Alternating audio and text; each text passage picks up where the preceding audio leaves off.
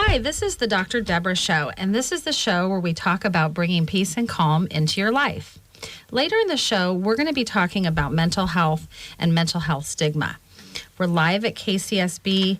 Actually, we're pre-recorded at KCSB FM Santa Barbara 91.9. KCSB is a platform for cultural expression and thoughtful discussion, providing a diverse educational forum. I'm a Santa Barbara-based clinical psychologist, and I specialize in pediatric neuropsychology. And during my clinical training and my current work, I've treated thousands of people, and I want to share my experiences with you. I'm also a UCSB alumni, and I live locally in Santa Barbara. And this show's all about our community and how to create compassionate conversations about our well-being and health. Today on the show, we're talking about mental health and well-being with a focus on government and politics with our very special guest, Senator Hannah-Beth Jackson. Senator Hannah-Beth Jackson is a former prosecutor and practicing attorney, educator, and small business owner.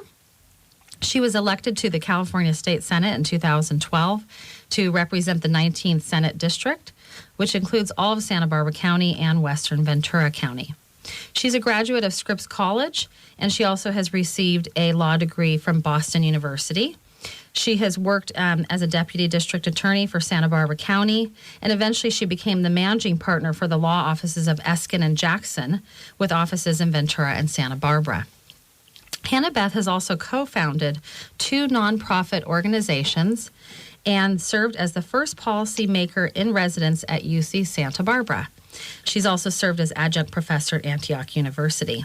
And in the Senate, she is chair of the Senate Judiciary Committee and serves as a member of the Senate Committee on Natural Resources and Water, the Senate Labor and Industrial Relations Committee, Senate Human Services Committee, and the Senate Public Safety Committee. She is also the immediate past chair of the California Legislative Women's Caucus. And during her time in the legislature, Hannah-Beth has become known as an effective advocate for protecting the rights and privacy of Californians, protecting the environment, and advancing legislation to reduce gun violence, supporting access to justice for all Californians, championing equality for women, advocating for commuter rail, improving access to early childhood education, and supporting veterans and veterans treatment courts, among other issues. So she's doing a lot of really wonderful work. She's the author of Senate Bill 358, the California Fair Pay Act, landmark legislation to strengthen California's equal pay law, and was named by Huffington Post as one of 11 women around the country, quote, blazing new trails, end quote, in American politics. And also, Hannah-Beth Jackson has received Legislator of the Year awards from a wide range of organizations. She's the recipient of the prestigious California Women Lawyers Faye Stender Award. And also, that's given annually to an attorney who's committed to effecting positive change with zest, humanity, and personal courage as a role model for women. So she serves as an advocate for justice for women, children, and victims of crime for more than 3 decades, and she's helped to establish the Santa Barbara Shelter Services for Women, now known as Domestic Violence Solutions, and Women Against Gun Violence. She's also a founding member and past president of the Santa Barbara Women's Political Committee. And Hannah-Beth is married to retired Superior Court Judge George Eskin. She has a daughter and 2 stepchildren and 6 grandchildren, and has resided in the district for more than 35 years. Welcome to this show, Senator Hannah-Beth Jackson. Well, thank you very much. It's a pleasure to be with you, and I look forward to our conversation. Thank you. I'm so excited to have you on here. Wow, you really have done a lot of big contributions over a long time span. So I'm excited to hear more about your work and what you're doing currently, and maybe somewhere woven in there also your work in the past.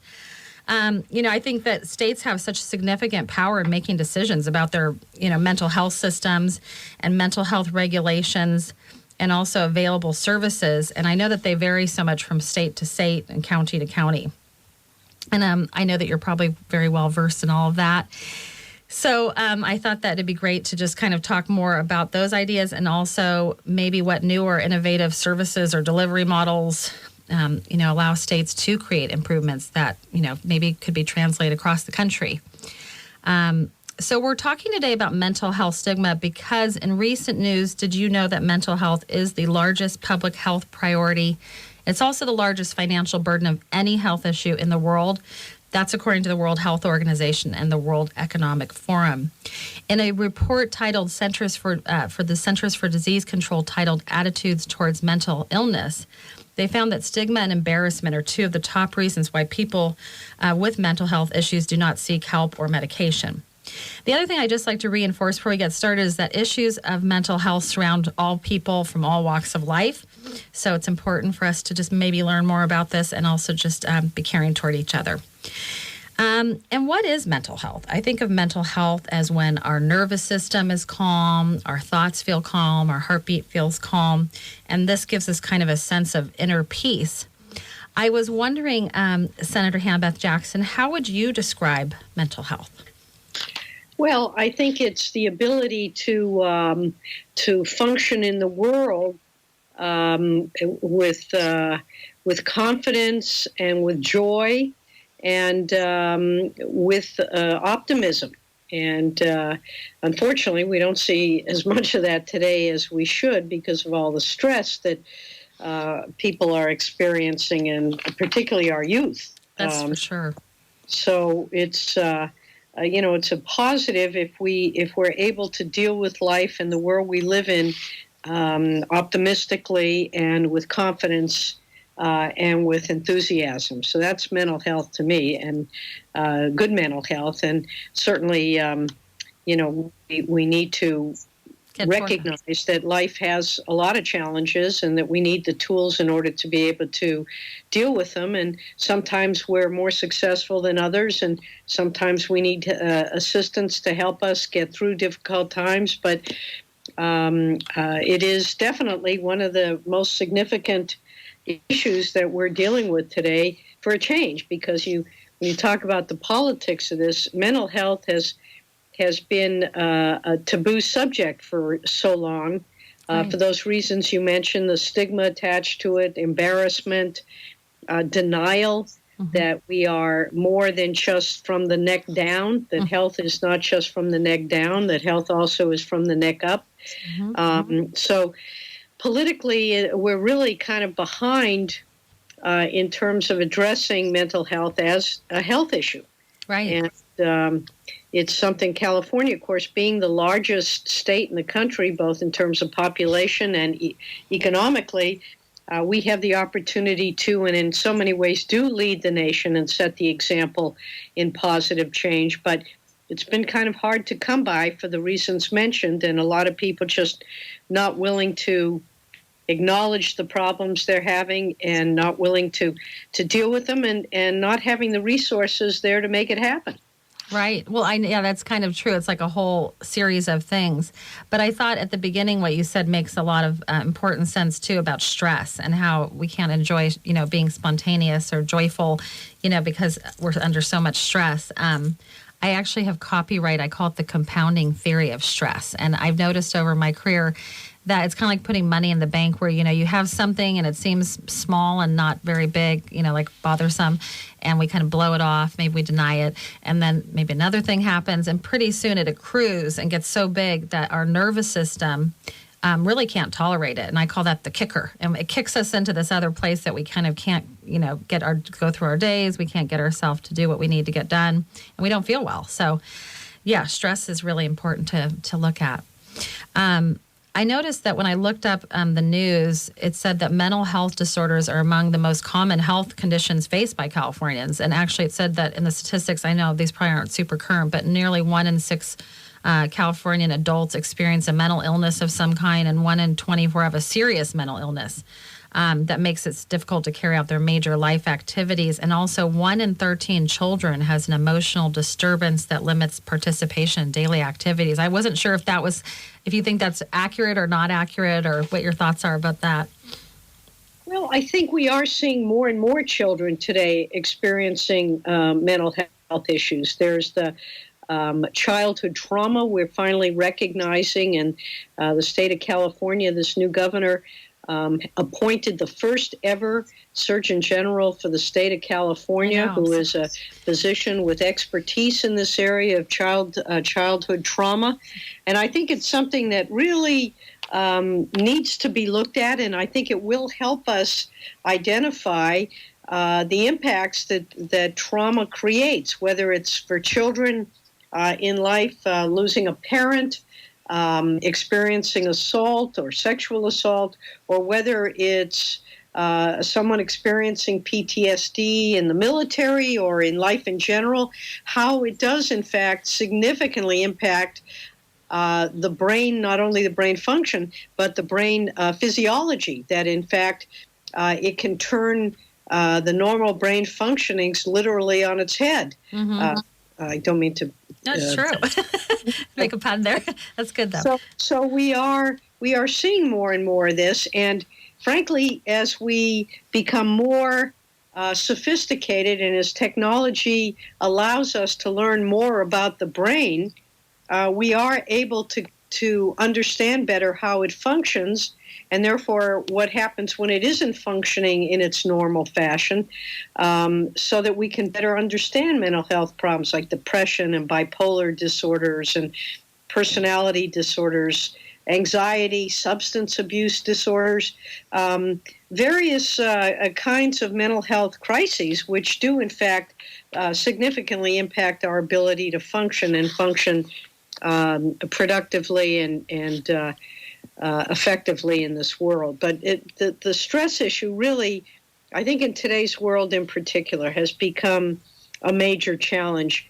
We need time to decompress, but when you think about it, you're probably as guilty of it as I am. You're at the dinner table and you've got your phone there. Right. You've got your iPhone or an iPad, and instead of engaging in conversation, you're looking at the information coming up on the iPhone. And of course, it's something that is ever present. Yes. And we have really substituted interactions with a screen for interactions with people, and so we haven't developed the social skills or the relationships with other human beings that are part of what give us that kind of warmth and stability and love and nurturing that are necessary to deal with life's challenges. Well, we especially really need that as children, because we get mirror neurons that way. So by looking at each other, by engaging with each other. So if we're with a parent, I'm talking about with a baby or something, where the parent is constantly on the phone, the baby's looking at them, the baby can't communicate.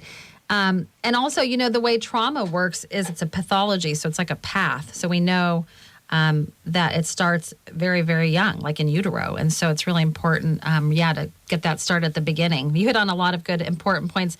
So your hope is working with Gavin and then Nadine Burke-Harris and these people to kind of get California to be a role model state and address some of these issues to get more resources. Well, we are.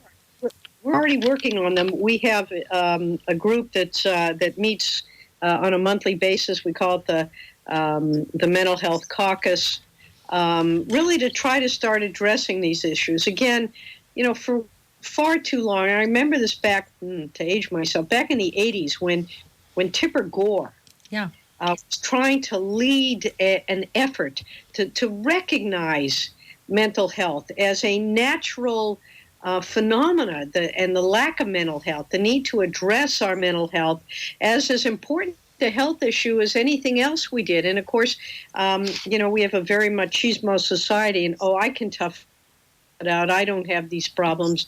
I don't need this. This is unnecessary. It's all in your head, which it is, of course, but in a bad way. And so we're starting to see now with our homeless. We're starting to see with our veterans and PTSD. We're starting to see with the increase in suicide that we really need to start addressing what is motivating people to behave this way, and what can we do to get homeless people back into society? What do we need to do to get our veterans back home with their loved ones and off the streets where many of them find themselves because they suffer PTSD and other trauma in military service and become unable to cope with life? What do we do with our young people and their challenges facing mental health problems in today's world?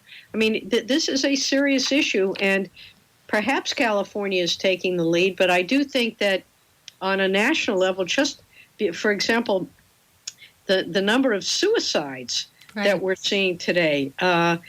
We have about, I think it's 48,000 people nationally who commit suicide every year.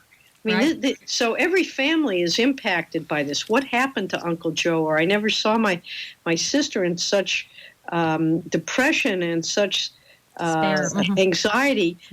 So it's impacting us on a personal level, and I think that is helping to drive this conversation, as well as the economic costs. I mean, the economic costs associated with mental illness and with suicide, it's estimated that that's about a $5 billion annual hit financially in our society, let alone on a personal level between human beings and family members and what have you. Right. The impact is huge. Well, it does make my heart feel happy that you're so focused and determined, it sounds like, to tackle this, because I do think really, especially where our world's at right now, people are really kind of facing themselves and what's important to them, and I think that sometimes facing ourselves is painful. And then if we're under stress and we don't have resources to talk to someone, so it's good. I think also just being able to talk about it is really important, which kind of brings me to, I was just going to talk a little bit briefly about mental health stigma, and then continue to hear more from Senator Hannah-Beth Jackson about mental health and well-being and government and politics. And the way I kind of break it down is just into social stigma and self-stigma. Social stigma, just for people who, aren't super clear on what stigma is. Social stigma is when attitudes and discriminating behavior are directed toward individuals with mental health problems as a result of a psychiatric label they may have been given. And self-stigma is the internalizing by the mental health sufferer of their perceptions of discrimination. I find that to be very, very common in my practice, and just with my experience I've had, where it's, someone has always perceived someone who has depression as being kind of different, or they don't like that person. Then when they themselves get depression, they think, oh my gosh, I can't have that because that other person that I thought was so different and I thought I shouldn't be around is me now. So I think it's an important time for us to really reevaluate and also work to reduce the stigma, because I think that it significantly affects, feelings of shame, and also it leads to poorer treatment outcomes. So studies have really suggested that stigmatizing attitudes toward people with mental health problems are very widespread and commonly held. So we really need to take care of our mental health by being able to discuss our emotions, thoughts, and feelings within ourselves. So we're here, like I was saying earlier, talking about mental health and government and politics. Senator Hannah-Beth Jackson, how do you think mental health and government and politics intersect? Well, certainly, politics and government are intended to and designed to address the needs of the people. And when you're having significant mental health issues, then this does impact our society, and they need to be addressed. So, for example, all the shootings that we're seeing by young people and in general, there's a mental health component to at least some of that. Some would say, oh, that's the problem, that people are, suffering mental health. That's why they go out and shoot others. That's not necessarily 100% of the reason. Right. But certainly we do have people with severe mental health issues who are unable to cope, and either they go out and they physically assault others, or they commit suicide. And this is a societal issue, certainly. People who are driven to suicide through that depression or just the inability to cope. The numbers are, as I had mentioned, just huge. And of course, the number of deaths that we're seeing, murders in this state, in this country, are also off the charts. And many of those folks are suffering from mental health issues, are homeless. Many of our homeless, not all of them, but many of our homeless are people who are suffering from substance use disorders or dual diagnosis. They're out in the streets because they are unable to live with others, or they've been kicked out of their homes because they cannot get along with their families. So it becomes a societal issue, and that is where it intersects with our government with resources. We have to pull together resources to help with people suffering from serious mental health issues, even in our own jail. Right.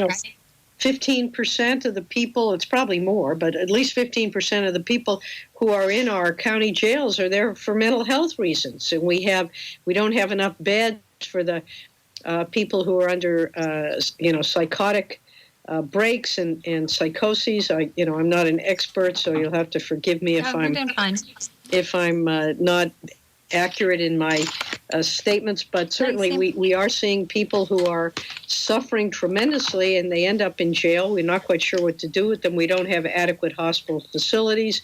We don't fund them well enough. They end up in our jails. Our jails are not designed to be places for the mentally ill. Right. Our law enforcement needs to be better trained on issues of mental health, and we're starting to try to do that now to address some of the confrontations we're seeing with law enforcement. The people who are clearly mentally ill, what do we do with them? How do we treat them? How do we recognize that some of the traditional law enforcement techniques don't work with people who are mentally ill? I mean, it's becoming a major concern within society, perhaps because for years we haven't done anything to acknowledge it, but it is a significant problem. Right. It's a kind of accumulated amount of denial, I guess, in a way. But, I mean, I know suicide actually globally is the second leading cause of death, I believe. I know for teenagers for sure. And then also I saw somewhere today that suicide... Oh, wait, it's, suicide takes more lives of teenagers and youth than cancer. I think that was what I saw. So it's definitely an epidemic. The number one cause, at least if I'm not mistaken, in California for the deaths of teens is automobile accidents, and suicide is number two. It is number two. Okay. Yeah. Well, I mean, it's still up there for sure. I mean, I love the idea of what the Nadine Burke-Harris work that she's doing, because I think that if we start really young, like with babies. I mean, I've been even trying to get, I think the hospitals it's a good place to start. But I know that obviously there's people in a wide spectrum of ages that are currently suffering, so they still need help. And I think that directly or indirectly, that mental illness touches the lives of almost everyone in the state. Whether the person, maybe, there's someone that they know that has bipolar or schizophrenia or some kind of severe depression. But I think, those kind of mental health issues can really impede the person's ability to function. So, no question. And then so the stigma. It's a stigma, and we don't have the facilities for them. We don't provide the services. We don't have the homes for them. So, today the governor, in his budget, or I should say on May 9th, the governor included a significant addition for public health. It proposes additional funding across various programs to establish enhanced mental health services, including $500 million to site and build emergency shelters and supportive housing for homeless mentally ill people. Nice. $50 million to increase mental health practitioner, mental health training, because we don't have enough people who can do this. $25 million to provide early detection and treatment for young people experiencing or at risk of experiencing psychosis, and a number of additional resources to the tune of another $150 million. And for the University of California, $240 million ongoing general fund increase for several purposes, including student mental health, hunger, and homelessness. So, and an additional $5 million increase for counseling and psychological services. So clearly there's a need. Clearly this governor recognizes this need, which I'm really pleased to see, and that these young people who are suffering through mental health problems will be able to get the kind of help that they need. So it is a cost to society. It's a significant cost to society. But we need to address the problem and make sure that we are a functioning, safe, and healthy society. Definitely. When the governor set aside all those funds and he allocated for each of those areas, does that mean he also came up with how that would look, like how that would get implemented, or is that in process? No, that's in process. What we will do is some of that money will go for existing programs, some of it will go for expanded programs, some of it will go for new programs where people in the profession or in the community, in our social services particularly, will submit plans and proposals for the use of those funds. Hopefully we'll be able to build psychiatric beds locally to deal with those severe cases and do a lot of the prevention. And given the fact we're learning more and more about the brain, what causes these kinds of problems, hopefully we'll be able to address them up front and either remediate them or modify the behavior so people can be functioning and healthy people. Well, I think the key to all this, too, is, when people come and see me, they say, I need you to fix me. I feel broken. And I say, well, I can't fix you, but, we can work together. And if we can become more aware of what's going on, so it sounds like there's a good awareness, then we can learn to react or respond more skillfully. And I think that sounds like what the government in California is working toward, is to really respond and react to these situations, that are really crucial. For just globally, too, this is going to become a major issue. I was wondering, Senator Hannah-Beth Jackson, can you explain how government and politics, I know this is probably a little bit weird, but relate to mental health? Meaning, do you think that, if our governmental system, like how you're talking, is and more organized, the funding is going toward appropriate departments and ideas, do you think that affects the mental health of the people working in the government? Like that. That's a question. Democracy is a very frustrating process. Yeah. You have to essentially either create consensus or a majority to get things done. There's a lot of give and take, a lot of negotiation, a lot of prioritizing. I mean, that's really what we have to do here, is decide what are the most important things, what's the best use of those resources. And those can be pretty stressful themselves. But I think what makes this a little different than some other areas, that at the end of the day, when you're able to create something productive, something good, something meaningful, the reward to it helps alleviate a lot of the stress that goes along with the work. So government, when it's functioning and doing its job, can be incredibly rewarding. And I think when people feel rewarded, they're less likely to feel depressed or suffer the scourges of unabated stress. Right. Well, yeah, and also it sounds like you're supporting each other to try to tackle what you're working toward. And I think that stress is just, it's kind of an interesting idea, is just how do we all get less stress in our life with everything speeding up with the phones and technology, and, how do we reframe things? I was wondering, how do you think that government or politics accepts or rejects mental health stigma? Just kind of in general, do you have any sense of that? It's evolving. It's an evolving process. I think we've started to recognize it, for example, with our veterans returning from deployment in a war zone.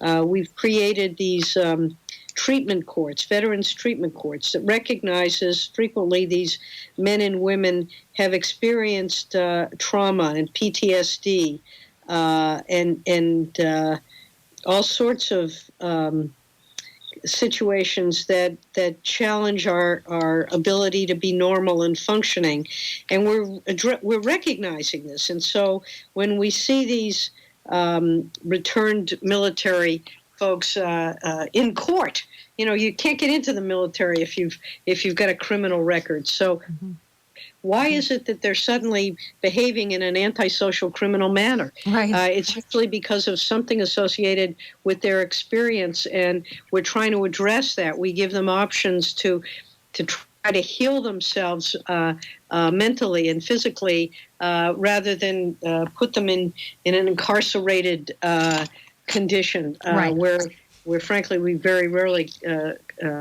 cure anything. But helping them try to readjust and come to grips with the trauma they've experienced and how it's impacted them.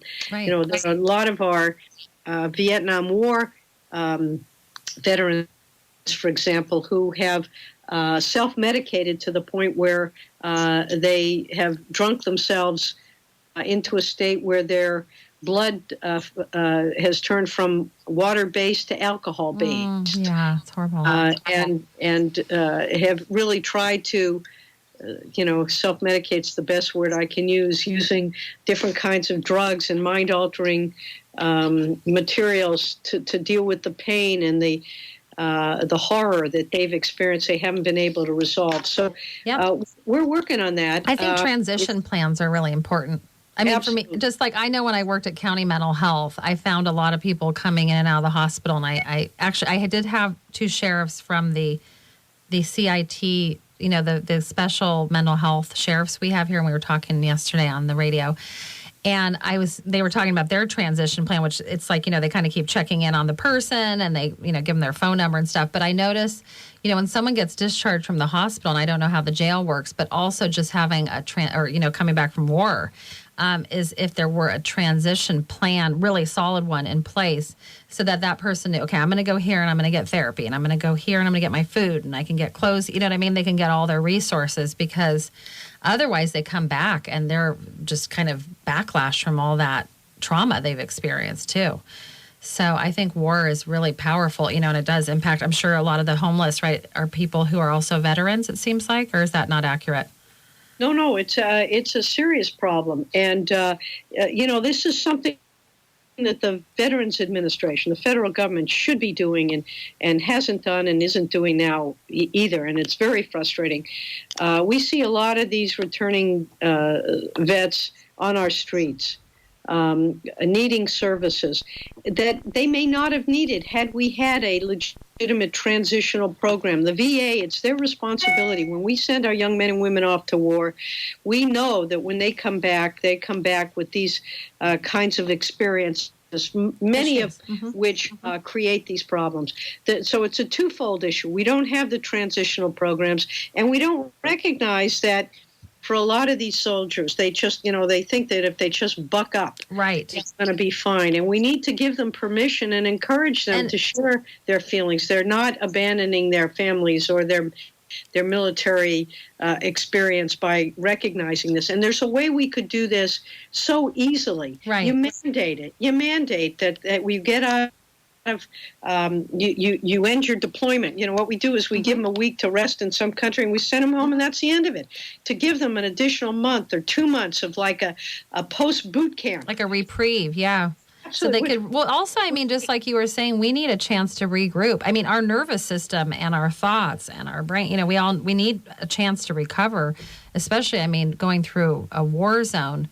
That just, sounds horrible. The idea of like pull yourself up by your bootstraps or, kind of get going, that's a very refuted idea, at least in mental health and psychology, is, that's not really an accurate way, because it's just some situations you really can't do that. And also, everybody's so different. It might take one person a little longer and one person a little bit less, but either way, they still need some kind of protocol, I would think, to transfer them back into the world.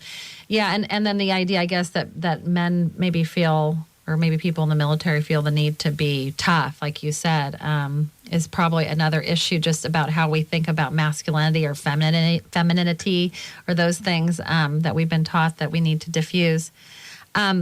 Studies really do indicate that the mass media is one of the public's primary sources of information about mental health disorders like depression or bipolar or schizophrenia. And there's a UC California Berkeley psychology professor that says that the worst stereotypes come out in depictions of mentally ill individuals, like as being incompetent, dangerous, slovenly, undeserving, those kind of things. I was curious, what you think about like the media being also an avenue for people to get information, like either to know where to go or what to do, and also to normalize that through people who they kind of look up to. I don't know, maybe a movie star or someone like that, because people watch a lot of TV. I don't have TV myself, but I just noticed, you drive down the street at home at 5 o'clock and everybody's got their TVs on. Maybe that's another way to reach people. What do you Well, think of that? there certainly have been. I'm thinking of a film not too long ago, a couple films dealing with Alzheimer's. Uh-huh. And I think there have been a number of films to try to deal with people's mental health issues, and a number of fairly well-known figures who have said, "Look, I've suffered from I'm bipolar and what have you." I mean, I think we are moving away from that stigma, but like most things, it's a culture shift, and it's going to take a long time. Right. And we've got to, particularly with our young boys, we've got to, teach a different way. There's a great movie when I worked at Domestic Violence Solutions in 2003. And I used to also I worked at, was Anger Management Solutions too. So I was the Teen Anger Management Program Coordinator. And then I worked in the shelters. I did a women's community support group. But there was a movie we watched, and it was called Tough Guys. And it wasn't Guys, it was Guise. I don't know if you ever heard that movie, but it's a great movie. And I honestly think if they showed that a little bit more in schools, because what they do is they go through and they talk about like the semantics, the terminology, or the way the language people use to kind of feel more, masculine, but it's really at the expense of maybe demeaning other people, and that it's a guise. It's not even a real thing that you can accomplish. It's like the McGuire guy who had the big muscles, the baseball player. And they were talking about in the movie how G.I. Joe, used to be this kind of normal sized person, and now people are aspiring to be this big, huge, muscular person that's not even a real necessarily, thing you can accomplish. So I feel like people get misinformation, is what I guess I'm getting at, through the media. So that's why I was just asking about that. And that is a problem we have in society. It's a problem of parents. It's a problem of a misogynistic world that says that men have got to be virile and dominant and physical and right. often abusive, and women have to be demure and subjugated. And of course, it's sometimes perpetuated by those who should be our leaders. But that being said, I think it's up to us as parents and grandparents to teach our children well and teach little boys it's okay to cry if you're hurt. It doesn't make you any less masculine. And in fact, this film you were just talking about, I was looking up a fellow named Jackson Katz today, and it is, I think, his film. And he is a psychologist who works on role modeling and stereotypes, particularly with young boys, and working to try to change that sense of infallibility, or that strength requires that you be tough and not you cry. deal with the problems. And I think, if I'm not mistaken, even in World War II, they found that the women in the camps and what have you, and the men in the camps, those that survived, the women were able to cope a lot better than the men, because the women were able to, like a tree, they could bend in the wind, whereas the men were more rigid. They didn't have the tools that they needed to deal with whatever the experience was that they were having. They were far more rigid in their kind of mental responsiveness. skills. Well, probably their responsiveness wasn't as strong. Well, I mean, and men don't even, one of the reasons they think men don't live as long as women is they don't get touched as much and they don't get hugged as much. So it's really important to hug our men in our lives. And, when I was finishing my research down in LA, at UCLA, they release all these studies every week. And this was in 2012, but they said, two of the studies that they had finished were on tears. And so I always tell people, whether you're a man or a woman, we have tears for a reason. But one of the studies was that men and women have different chemical structures in their tears. So there's a reason, that we have a difference. And also, under a microscope, every type of tear, whatever emotion matches that, the crystalline structure looks different. So it looks like a snowflake, but they're all different. They look, so if you're happy, it's a different snowflake. If you're sad, so tears are really important. But we've been taught not to cry, you know what I mean? To not show our emotions, I think, too, is a piece of that. But I think you're right. The media is catching. I was happy. I did see some commercial with the gold medal swimmer, and I'm forgetting his name right now. But it'll probably come back to me. But it was a commercial with him saying, I go to therapy, and it's healthy to go to therapy. You should do it. So people, I guess, maybe therapy is getting more cool too. Well, I'm not sure cool is what we should consider it's or necessary. acceptable, maybe. Think about most of the shootings that are going on. They're done by young white men, these mass shootings. What is going on with these young white men, most of whom come from fairly kind of decent socioeconomic circumstances? It's, they're not observed to be people off on the deep edge. Yeah, but I think those people, I think there are signs, like kind of like little flags or cues or indicators, but I just think people aren't looking too, because we're all so like self-absorbed and we're somewhat disconnected, and and then teachers are overburdened too, dealing with parents and kids and politics, it gets complicated. But I'm not saying it's their fault to catch that. I'm just saying that I think it's the same thing about accumulation. And then the person just somehow just kicks into this other place where they're not able to control that, to tolerate that. You're the psychologist. I'll defer to you on that. But I do think clearly we have to start asking these questions. And the finger pointing idea of like, oh, that's a person who has mental illness. We all have mental health issues. I get depression sometimes. It doesn't mean I'm mentally ill, but I might have a day where I'm having a harder day. And so, we're not immune. None of us are immune from it. We all have anxiety. That's kind of a given. And so I think that someone like that, there's, you have to think of pathology, like a path. It's not idiopathic. It didn't come from nowhere. It came from, there was a trajectory. So I do think we have to look more at that. Like I noticed Dr. Lee, who's the clinical psychologist at the sheriff, she said they do postmortems, like psychological postmortem, like, an autopsy on someone after they've done things like that. So I don't know. That's probably a good way to determine it too, is I don't know if they go retroactively back in time, but it's complicated. Someone needs to probably study that too, because we're just I don't know. Do you know if there's any studies going on about shooters? Well, yes, there is the Senate, the legislature back in 2015 funded a firearms research program at the University of California at Davis, and they are doing the leading edge of research on gun violence.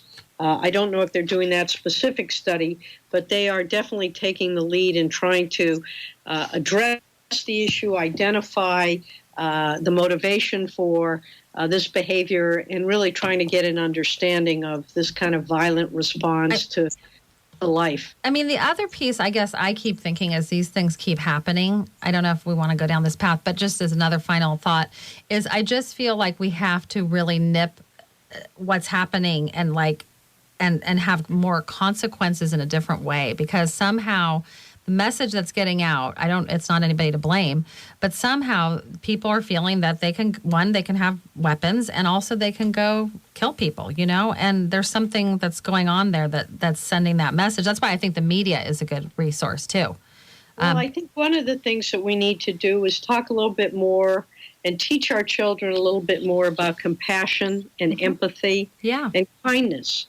You're on a screen. They've got all these games now where the goal is to shoot people, cut their heads off, rape women.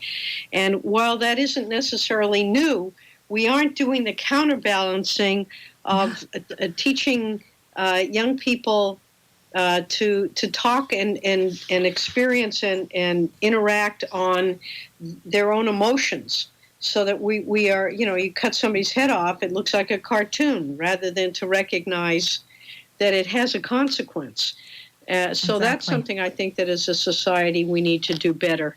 We also have to, simple things. I was listening to it must have been an NPR show at one point, and they were asking some of the leaders of the world, what is the one thing that they see missing in the world today? And the Danish, I think it was the Danish queen or king, said, we need to see more kindness. And that really does sound like the Danish.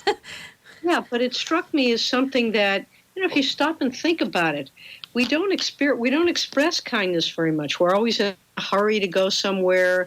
There's somebody on the street that is in need. We just go by them. We don't really talk to each other. We don't have time, or we're distracted. Or our young people today, they speed date. They break up online. Or text, there's no need to see the emotions, the hurt that you're causing in someone else. So, it's easier to be uncaring and cold. And, a cold world is not a world that will succeed. Totally. Well, and even in Scotland, they're prescribing nature therapy because just people aren't getting out in nature anymore. They've kind of lost their track of nature. And I do think kindness kind of is the key. But some simple ideas are really essential. They did a study in the 70s. I remember when I was at UCSB in some class, I can't remember the study, but it was like they went to this Midwest town and there was no TV in the town at all. I mean, this is the 70s. And they observed what the people did. And they had lemonade on each other's porches. They had bingo night. They had a dance. They'd hang out and they'd talk to each other, on the street. And then they observed after TV came to that town, what happened. And little by little, just like what's happened now, it just verifies, people stopped playing bingo. People stopped having lemonade on their front. Because, you kind of people withdraw inward. But I also think it's very symptomatic. I mean, I went to Pacifica, which is very kind of depth psychology. If you look at like the collective unconscious, I feel like there's something going on where everybody's just kind of pulling back because everyone's so overwhelmed and like the speed is too much for us. So we really do need some simple things like kindness, nature. Also being bored. People don't want to be bored anymore because they want constant stimuli, but then we're not able to regulate ourselves because we can't counterbalance that with just being calm. It's kind of like we're always revving our engine like a car. So, well, it sounds like though what's good is that I think people are catching on, and also there's conversations happening and thoughts happening, and there's a lot of people moving in that direction. So that's a positive thing.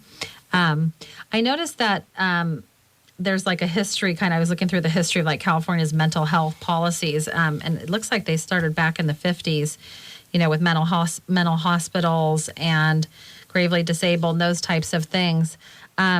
Is there kind of a hope that in 2019, I know the last thing it showed was the Affordable Care Act with Obamacare in 2004.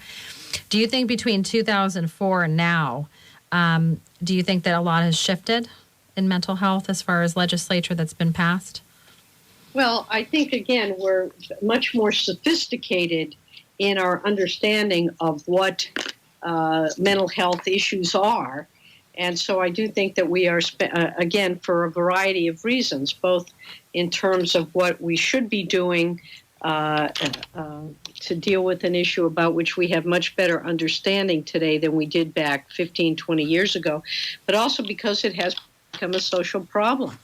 Right. Well, I think it was there. It was just kind of brewing, and maybe there's more people in the world, or maybe the pressure has pushed us over the edge.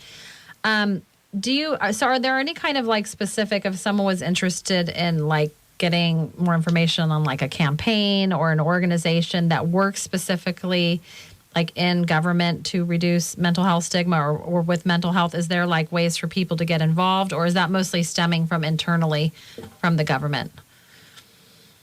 I think the best thing to do, we certainly have a group of mental health organizations, NAMI, National Association of Mental Illness, I think it is. Mm-hmm. NAMI is a very good one. We have the Department of Social Services, Department of Health Services in California. Statewide, those are more implementation kinds of efforts, but NAMI is probably a very good place to start. Yeah, I think that is good. I worked at NAMI. Well, they have the family advocates and there's stuff for family members, also for the person who's suffering. How do you, Senator Hannah-Beth Jackson, how do you think government and politics intersect within our community, and why is it important for us to continue talking about our mental health? Well, because we have a population that's very much in need of mental health services. We see them in the form of our homeless. There are people in the back alleys. There are people at home. It's a problem that does have an impact in our community. We've had shootings where people have really suffered through that post-traumatic stress. We had the fire, the Thomas Fire, of course, and then the debris flow shortly thereafter. And there are still people in the community experiencing that post-traumatic stress. We've got some wonderful local organizations that are trying to deal with mental health issues in the community. I just think the first thing is we have to recognize that the problems are there. We have to make sure that we provide more resources for mental health treatment within our government. That's something that the county has got to start doing more of. We have really an inadequate mental health program in the county. I know they say it's lack of funding. But we really have to start prioritizing mental health because it does impact just walking down the State Street. It's people panhandling and shouting at themselves and shouting at us and all. It does have an impact on the community. People who are living in their cars, our youth. Yeah, students are living, there's that kind of food insecurity, housing insecurity. It does have an impact on people's health, their mental health, and their ability to function, their ability to continue with school and to be successful and get a good job and go on with their lives. Well, I mean, I think some common barriers to like accessing services, like someone might not have health insurance or like a treatment provider or program or payment for treatment. I mean, I guess ultimately we probably need more programs to be developed to also identify and manage mental health screenings. And I guess I always go back to, like when at the hospital, kind of setting the tenor, just the beginnings of that, just that idea of like, okay, this is going to be a lifelong process of, that when you go to the doctor, you'll get checked in and you'll have a little screening. But also, I mean, what do you think of the idea of schools, like even preschools or elementary schools, having more mental health screenings to increase awareness and also communication? Because I think those are like key ways to move toward acceptance and health, at least from my perspective. Well, I think obviously the earlier we can get started in trying to teach children basic techniques to survive and thrive in the world, teaching kindness, teaching respect for relationships that will carry them through their youth and adulthood. I think those are important things. I think our new Surgeon General is going to be very much engaged in this on childhood trauma, trying to address and set up programs to deal with it at the earliest possible stage. I see all that happening. Good. That's awesome. So it's just a matter of time, was kind of what you're saying, before all those things kind of get rolled out. I think so. I mean, again, shifting culture is never quick, never easy, and there'll be stops and starts, but I think we're recognizing the importance of mental health in our society today. For sure. Now, we're just coming to the final minutes here, and I'm so enjoying listening to you and just learning more about what's going on in our government and politics. I was wondering, how do you think, if someone wanted to put more government and politics into their lives, that could help to create more mental health, programs? I know you said go to, NAMI is a good organization. And then I guess people could get involved if people wanted to do something politically, or do you have any, I don't know, I was just thinking of ideas for people to contribute, even if they're not political per se, or they're not working in an organization. How do you think other people, like if a student's listening, how could they put a little more government or politics in their lives that would help create more mental health? Well, I think certainly being active within your school for college students, being part of the student mental health program, or different kinds of programs that address mental health problems, like our gun violence efforts. The Coalition Against Gun Violence is one, or students taking back the night to deal with sexual assault, and again, trying to be proactive in making society a better place. As far as the mental health issues, certainly I'll tell you one thing we need. We need a lot more people in the mental health arena. It's just fascinating because you said that a couple times, and it's like I think about how long it took me to get my board exam to become licensed. I mean, I became a doctor, but then I had to do all those exams, and I was raising my son. I'm raising my son, and he's 13, so he was young. But the thing is like the loopholes to become a clinician. I mean, I'm a psychologist, but I guess maybe a marriage family therapist is a little bit less. Some of those tests are pretty grueling, and I guess that's good, right? Because you want to have the standards set high, like when you took your bar exam. I'm sure, right? You wouldn't want to compromise that. But I just think, some of those hoops you have to jump through are pretty rigorous. So I don't know, maybe people, because I think there's a high attrition rate, people drop out and stuff. So maybe people get trained that are not necessarily doctors or MFTs, but social workers, psych techs, that whole a series of professions associated with mental health, researchers and all. I mean, we really need more. I think actually what I had, I don't know if you're aware of this, but right before the ribbon cutting for the CARP Connect, when I saw you a couple weeks ago, we had an event at HopeNet of Carpinteria, which is the suicide prevention awareness group I'm on this board of. And we had 75 people, including like Doss Williams, the fire chief, I think, the mayor. There were 75 people, though, from different organizations. And then we all signed, I called it the Mental Health Pledge. And the Mental Health Pledge is basically what I just said is it's very simple. And I have it on a big piece of butcher paper at my office at home. But it's just basically acknowledging that I am going to, one, become more aware of my own mental health and whatever that is. And two, when I go back to my workplace, whether it's the fire station, if it's the guy that works at the bagel shop, wherever they are, that they will maybe become a little more aware of, the people around them and think, okay, what's going on in their life. Maybe I'll just be a little more like what the Danish leader was saying, be a little more kind to them.